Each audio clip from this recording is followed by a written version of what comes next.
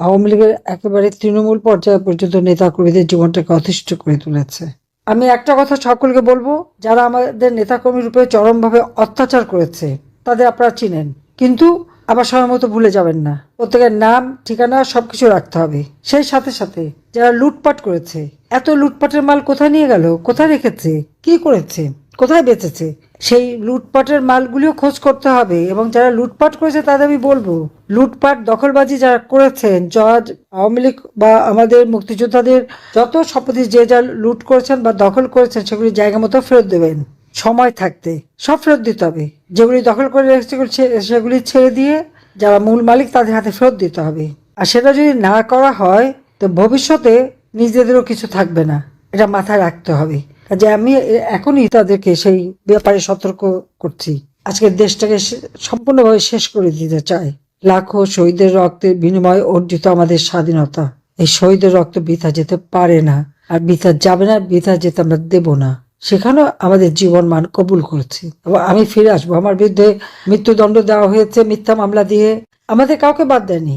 ভুয়া মিথ্যা মামলা দিয়ে সকলের বিরুদ্ধে, আমি, রেহানা, জয়, পুতুল, রেহানার 3 ছেলে মেয়ে, প্রত্যেকের বিরুদ্ধে। এবং শুধু না, প্রত্যেকের কর্মস্থলে চিঠি দিচ্ছে দুর্নীতি, খুন, এটা সেটা।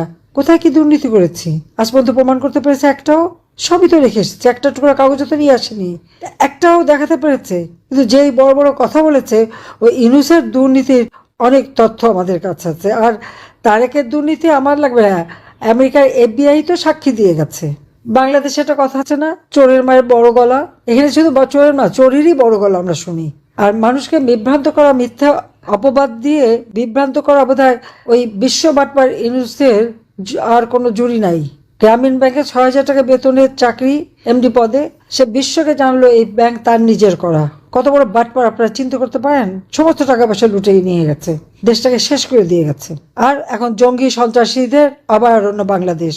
আওয়ামী লীগ সহ আমাদের সহযোগী সংগঠন সকলকে বলবো যে এত কষ্টের মধ্য দিয়েও যে আজকে আপনাদের সাথে কথা বলছি, আপনাদের ভিতরে যে আমি একটা আত্মবিশ্বাস দেখছি, এটাই আমাদের চলার পথের পাথেয়।